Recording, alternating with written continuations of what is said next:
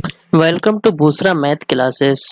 दोस्तों आज हम एक्सरसाइज 7.1 पढ़ने जा रहे हैं क्लास 10th का। ठीक है, तो क्वेश्चन ये कह रहा है कि 4 नंबर कि चेक वेदर पॉइंट्स इतना इतना एंड इतना are vertices of isosceles triangle.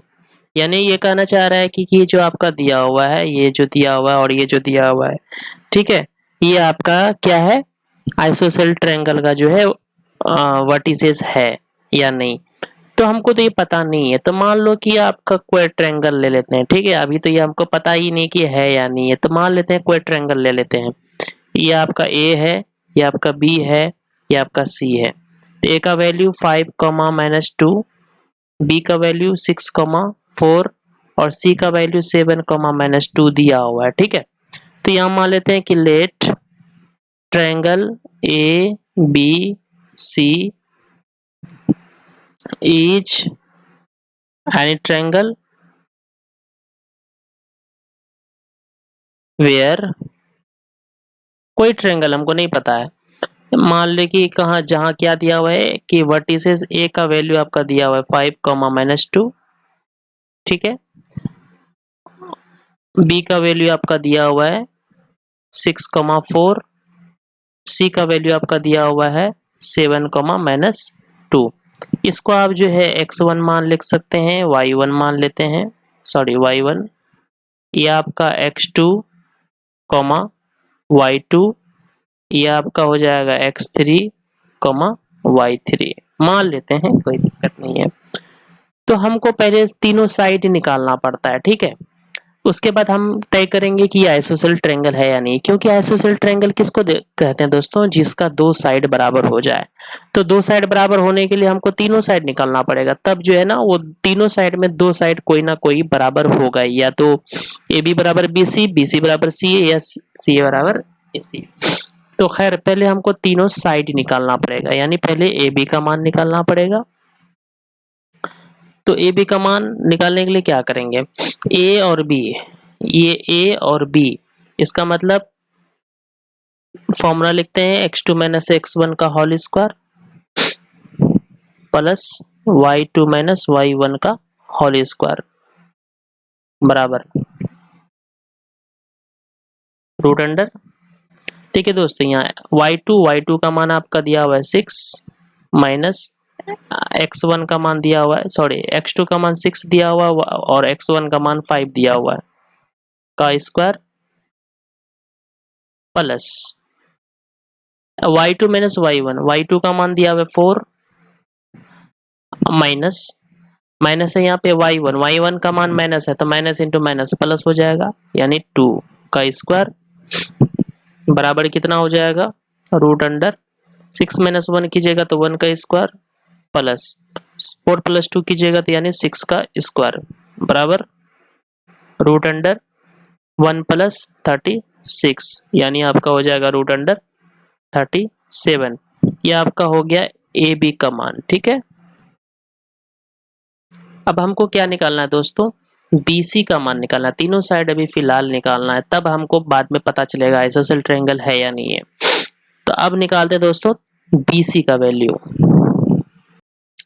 तो दोस्तों BC का मान निकालेंगे, सबसे पहले क्या करेंगे, BC = रूट अंडर, देखिए ये हमको B और C निकालना है, B और C। तो B और C में जो है x3 - x2 का स्क्वायर हो जाएगा, x3 - x2 का स्क्वायर प्लस y3 - y2 का स्क्वायर, BC निकालेंगे यानी 7 - 6 का स्क्वायर रूट अंडर x3 का मान आपका दिया हुआ है 7 x2 का मान 6 दिया हुआ है 6 का स्क्वायर, y3 का मान -2 है, -2 - 4 यानी y2 का मान 4 है का स्क्वायर बराबर 7 में 6 चले जाएगा 1 का स्क्वायर प्लस -2 - 4 यानी -6 का स्क्वायर बराबर 1 + 36 हो जाएगा बराबर रूट अंडर 37। ये आपका हो गया BC का वैल्यू। ठीक है दोस्तों, तो थोड़ा सा आप ध्यान दीजिए। अगर हमको ए बी और बी सी का वैल्यू अगर अलग अलग निकलता तो हम ए सी का भी वैल्यू निकालते, लेकिन यहाँ फिलहाल देख रहे हैं हम दोस्तों कि जो ए बी का वैल्यू हुआ -37 है और बी सी का जो वैल्यू है वो भी √37 है। तो इसका मतलब ए बी और बी सी का वैल्यू यहाँ नजर आ रहा है कि कितना है, कि ए बी का वैल्यू कितना है दोस्तों, यहाँ पे √37 है और बी सी का वैल्यू अभी जो निकाले वो भी √37 हुआ। इसका मतलब यहाँ लिख सकते हैं कि देयरफॉर ए बी बराबर बी सी। हमको सी ए निकालने का कोई जरूरत नहीं है क्योंकि यहाँ ऑलरेडी दो साइड बराबर हो चुका है, वैल्यू देख रहे हैं यहाँ पे। तो इसका मतलब हम लिख सकते हैं कि देयरफॉर गिवन पॉइंट्स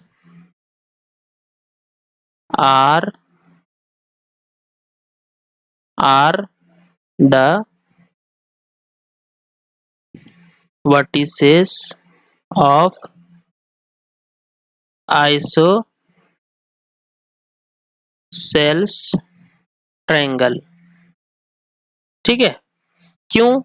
तो आप यहाँ लिख सकते हैं ब्रैकेट में कि वी नो दैट कि if two sides of a triangle is equal then this is isosceles triangle.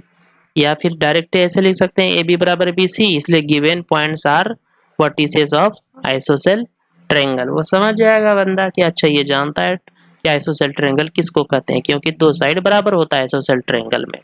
ठीक है, कोई भी ट्रायंगल मान लीजिए ये आपका ट्रायंगल है, अगर आपका दो साइड ये साइड या फिर ये तीनों में कोई दो साइड अगर बराबर हो जाए उसको हम लोग आइसोसेल ट्रायंगल कहते हैं। ठीक है, तो उम्मीद करते हैं दोस्तों आपको ये वीडियो यानी ये क्वेश्चन नंबर अच्छे से समझ में आ गया होगा। अगर आप नए मेहमान हैं तो हमारे इस चैनल को सब्सक्राइब कर सकते हैं। Thanks for watching.